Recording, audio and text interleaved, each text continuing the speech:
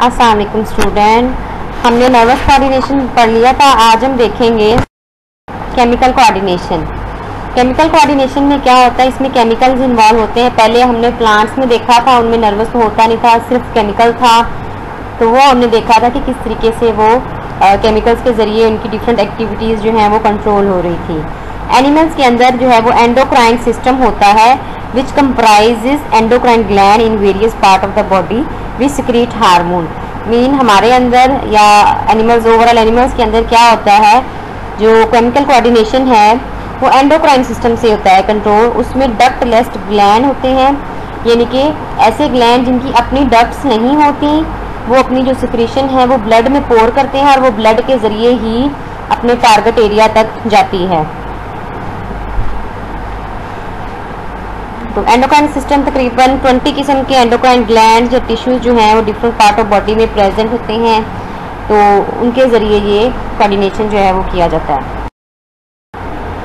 Hormones जो है organic compound है, इनकी स्ट्रक्चर डिफरेंट हो सकती है, कॉम्प्लेक्सिटी भी काफ़ी होती है। तो they are poured in directly into the blood and transported to the respective target tissues, और फिर वहाँ पे जाके ये टारगेट सेल्स को या टिश्यूज को इफेक्ट कर रहे होते हैं। और एक बहुत इंपॉर्टेंट बात है कि they do not initiate a new chemical reaction but produce their effect bye regulating the enzymatic and other reaction already present. Mean क्या है, they can not start any reaction. जो रिएक्शन हो रहे हैं जस्ट उनको इन्होंने रेगुलेट करना है और उन्हीं को ही कंट्रोल कर रहे होते हैं। कोई स्टार्ट उसमें करने की एबिलिटी नहीं होती।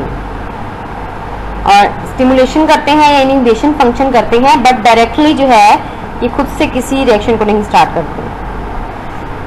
इसके अलावा they may also control some long term changes like rate of growth.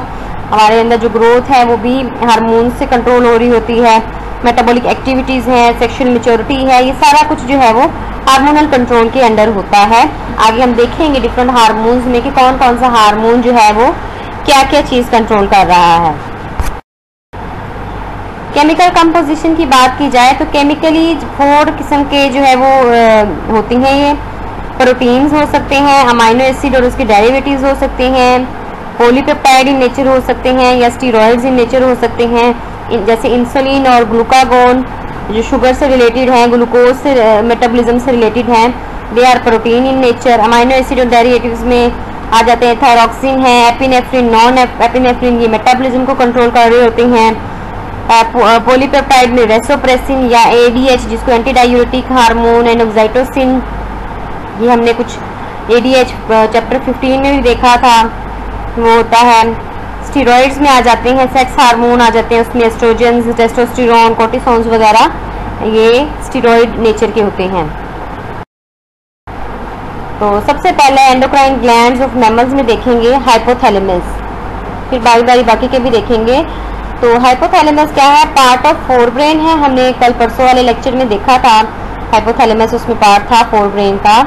तो इसमें मैनी सेंसरी स्टिमुलाई होते हैं जिनको हार्मोनल रिस्पॉन्स में कन्वर्ट किया जाता है। यानी क्या होता है कि सेंसरी इंफॉर्मेशन आती है, फिर उसको रिस्पॉन्स में हार्मोनल रिस्पॉन्स में चेंज किया जाता है। तो एक्साइटोसिन और एडीएच जो है वो यहाँ पे प्रोड्यूस होते हैं और travel down the nerves to posterior lobe of pituitary. Mean यहाँ पे प्रोड्यूस होके वो पिट्यूटरी ग्लैंड में जाके स्टोर हो जाते हैं और फिर अकॉर्डिंग टू नीड या according to triggering by nerve impulse जो है वो वहाँ से रिलीज होते हैं। और वो कहने कि उनका प्रोडक्शन हाउस हाइपोथैलेमस है और उनका स्टोरेज हाउस जो है वो उनका है पिट्यूटरी ग्लैंड। और जैसे ही फिर हाइपोथैलेमस से सिग्नल मिलता है पिट्यूटरी ग्लैंड से रिलीज हो जाते हैं। तो हाइपोथैलेमस एंड पिट्यूटरी कनेक्शन यहाँ दिखाया गया है। न्यूरोसिक्रेटरी सेल्स होते हैं हाइपोथैलेमस में और वो जाके फिर उसके साथ पिट्यूटरी ग्लैंड के साथ ये होती हैं। यहाँ आप देख सकते हैं एक्साइटोसिन एंड एडीएच यहाँ राइट साइड पे देखें सिक्रेटेड बाय न्यूरोसिक्रेटरी जो वहाँ से स्क्रीट हो रहे हैं और नीचे पिट्यूटरी ग्लैंड में चले गए हैं।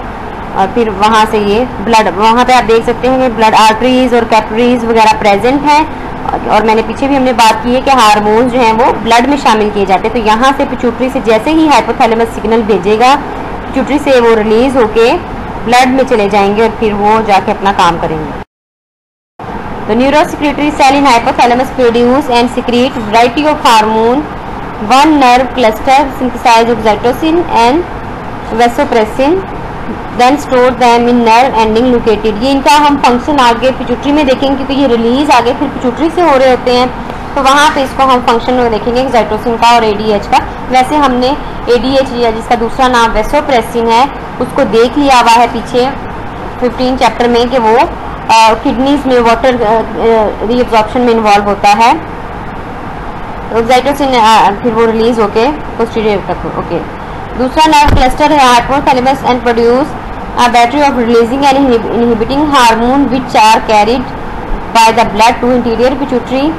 तो they regulate the secretion of various tropic hormone. Tropic hormones वो हार्मोन्स होते हैं जो दूसरे हार्मोन्स के फंक्शन को जो है ना उसको कंट्रोल कर रहे होते हैं या उनको रेगुलेट कर रहे होते हैं।